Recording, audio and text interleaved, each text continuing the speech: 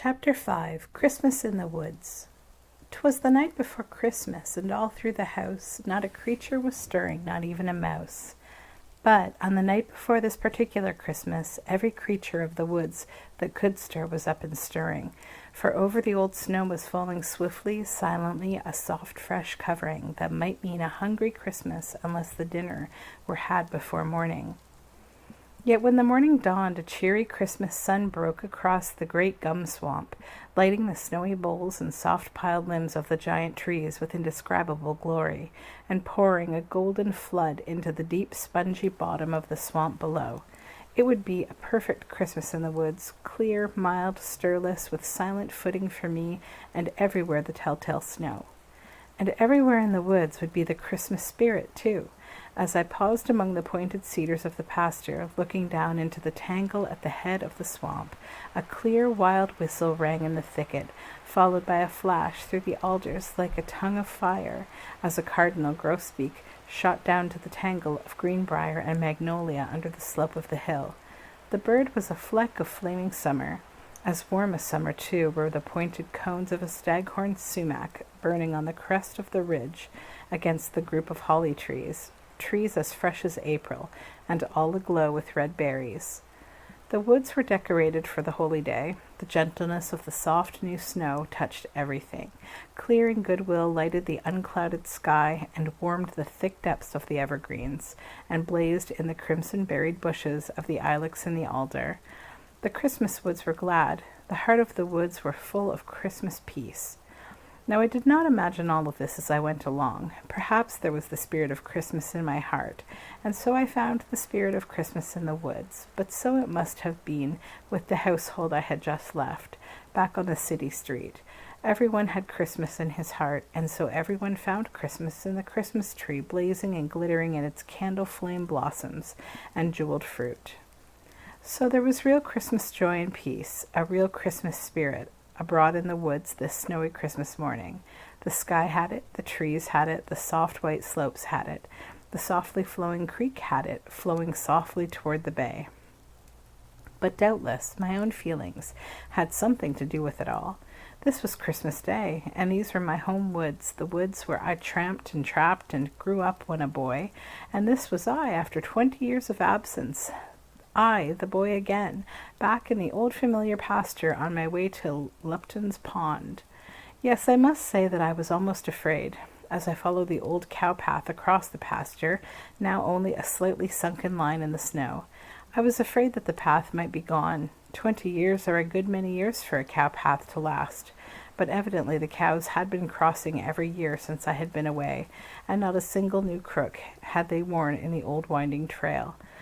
Then I was afraid, as I came to the fence where I could look down upon the pond, lest the pond might have disappeared. But no, there it lay, sealed over, as if kept for me by the snow.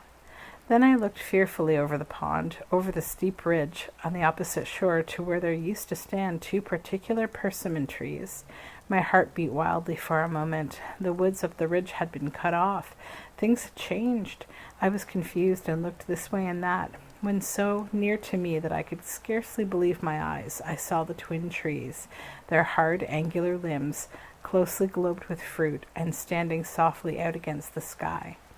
It was enough. Forgetting the 20 years, I hurried across, down to the pond and up to the persimmon trees on the other side, up into the trees indeed, for I never stopped until I had climbed clear up into the top among the ripe persimmons. Do you know what a persimmon picked from a particular tree along Cohansey Creek on Christmas Day tastes like, especially when you have not had a taste of persimmon for 20 years?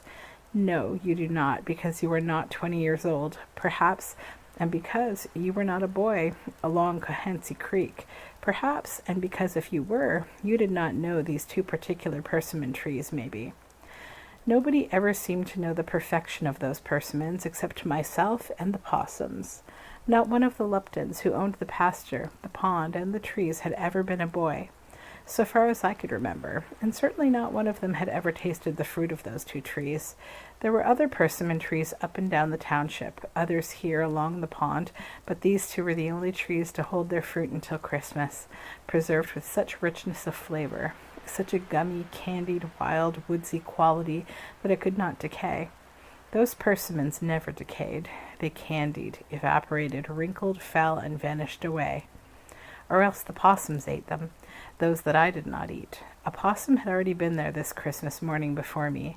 I had noted his fresh tracks beneath the tree when I came up, and now in the tree I saw where the snow had been brushed from several of the large limbs as the possum had moved about in the top, eating his Christmas dinner. You never ate a Christmas dinner high up in the top of a persimmon tree? Well, you will perhaps someday, as good as a Christmas dinner, I hope, as ours was. For such persimmons, Bob Cratchit's goose, there never was such a goose, could not have been any better flavored, nor could the little Cratchits have been any hungrier for goose than I was for persimmons. Now, the possum had been having persimmons every night since the frosts of October, so of course he felt no such hunger for persimmons as I felt. But ripe persimmons would be a Christmas dinner for a possum every day in the year. There is nothing so unspeakably good as persimmons if you happen to be a possum, or if you happen to be a boy, even after 20 years. So the possum and I had our Christmas dinner together at nature's invitation, in the top of the persimmon tree. The possum, to be sure, had eaten and gone before I came, but that is good form in the woods. He was expecting me, so he came early, just before dawn, that neither of us might be embarrassed, leaving his greetings for me in sign language in the snow. A Christmas dinner all alone would be cold cheer indeed, but I was not alone. Here was good company and plenty of it. Did not the tracks talk to me? With abundance of fruit still left in the tree, did I need to see that possum fold up his napkin, pull down his vest, spread his hands over his expansive person, and groan in the fullness of his feast? No, all of that was printed plainly in the snow. Why, I could even hear his groans in his tumbled tracks in the foot of the tree, where that fat old fellow had literally fallen over himself. What an appetite! What a pudding of persimmons he must be! He can hardly walk for fat. Look at his trail in the snow leading down toward the pond, a big wide wallow where he has bounced along. So I slide down the tree and take up the possum's trail. We have broken bread together, this possum and I, and now we will enter the woods together in the same good fellowship for the rest of the day. Persimmons and goodwill are very proper things to be filled with when you go into the Christmas woods. And there is no better fellowship for such a tramp than the trail of some animal like the possum or the mink or the fox. Go in with one of these through the woods door is to find yourself at home. Anyone can manage to get inside the woods, as the grocery boy or the census man manages to get inside our houses. You can bolt in at any time on business, but a trail, remember, is nature's invitation. Go softly in with possum or rabbit or coon, and at the threshold of the trees you will be met by the spirit of the woods. You will be made a guest in this secret, shadowy house of the out-of-doors. But do not fail first to break bread with the possum. A persimmon or a handful of wintergreen berries, or a nip of sassafras root, or a piece of spruce gum, or a lump of liquid amber. Share anything. Take any small part in the life of these who live in the wild in the woods, and they will meet you at the threshold and make you more than welcome. I went in with the possum. He had traveled home leisurely and without fear, as his tracks plainly showed. He was full of persimmons. A good, happy world this was, where such fare could be had for the picking. What need to hurry home, unless, indeed, one were in the danger of falling asleep by the way? So I thought, too, as I followed his winding path, and if I was tracking him to his den, it was only to wake him for a moment with the compliments of the season. But when I finally found him in his hollow gum, he was so sound asleep he barely knew that someone was poking inside gently, poking him in the ribs, and wishing him a Merry Christmas. The possum had led me far along the creek to the center of the empty hollow swamp, where the great bold gums lifted their branches like a timbered, unshingled roof between me and the wide sky. Far away through the spaces of the rafters I saw a pair of wheeling buzzards, and under them, in lesser circles, a broad-winged hawk. Here at the feet of the tall, clean trees, looking up through the leafless limbs, I had something of a measure for the flight of the great birds. And what power, what majesty and mystery in those distant buoyant wings! I have seen the turkey buzzard sailing the skies on the bitterest winter days. Today, however, could hardly be called winter. Indeed, nothing had yet felt the pinch of the cold. There was no hunger yet in the swamp, though this new snow had scared the raccoons out, and their half-human tracks along the margin of the swamp stream showed that, if not hungry, they at least feared that they might be. For a coon hates snow. He invariably stays in during the first light snowfalls, and even in the late winter he will not venture forth in fresh snow unless driven by hunger or some other dire need. Perhaps like a cat or a hen, he dislikes the wetting of his feet, or it may be that the soft snow makes bad hunting for him. The truth is, I believe, that such a snow makes too good hunting for the dogs and the gunner. The new snow tells too clear a story, for the coon's home is no dark den among the ledges, only a hollow in some ancient oak or tupelo. Once within, he is safe from the dogs, but his long, fierce fight for life taught him generations ago that the nest tree is a fatal trap when the behinds of dogs come the axe and the gun. So he has grown weary and behind, and enduring. He waits until the snow grows crusty, when without sign and almost without scent he can slip forth among the long shadows and prowl to the edge of dawn. Skirting the stream out toward the higher backwoods, I chanced to spy a bunch of snow in one of the great sour gums that I thought was an old nest. A second look showed me tiny green leaves, then white berries, then mistletoe. It was not a surprise, however, for I had found it before, a long, long time before. It was back in my schoolboy days, and I first stood here under the mistletoe and had my first romance. There was no chandelier, no pretty girl in that romance, only a boy, the mistletoe, the giant trees, and the somber, silent swamp. But there was more than that. There was the thrill of discovery, for until that day the boy did not know that mistletoe grew outside of England, did not know that it grew in its own native swamps. Rambling alone through the swamps along the creek that day, he stopped under a big, curious bunch of green high up in one of the gums and made his first discovery. So this Christmas Day, the boy climbed up again at the peril of his precious neck and brought down a bit of that old romance. I followed the stream along through the swamp to the open meadows, and then on under the steep wooded hillside that ran up to the higher land of corn and melon fields. Here at the foot of the slope, the winter sun lay warm, and here in the sheltered, beery border I came upon the Christmas birds. There was a great variety of them, feeding and preening and chirping in the vines. The tangle was a twitter with their quiet, cheery talk. Such a medley of notes you could not hear at any other season outside a city bird store. How far the different species understood one another I could not like to know, and whether the hum of voices meant sociability to them, as it certainly did to me. Doubtless the first cause of their flocking here was the sheltered warmth and the great numbers of berry-laden bushes, for there was no lack of abundance or of variety on this Christmas table. In sight from where I stood hung bunches of withering chicken or frost, grapes, plump clusters of blueback berries of the greenbrier, and limbs of the smooth winterberry, beaded with their flaming fruit. There were bushes of crimson, ilex too, trees of fruiting dogwood and holly, cedars and berry, dwarf sumac and seedy sedges, while patches on the wood slopes, uncovered by the sun, were spread with trailing partridge-berry and the coral-fruited wintergreen. I had eaten part of my dinner with the possum. Now I picked a quantity of these wintergreen berries and continued my meal with the birds, and they too, like the possum, had enough and to spare. Among the birds in the tangle was a large flock of northern fox sparrows, whose vigorous and continuous scratching in the bared spots made a most lively and cheery commotion. Many of them were splashing about in tiny pools of snow water, melted partly by the sun and partly by the warmth of their bodies as they bathed.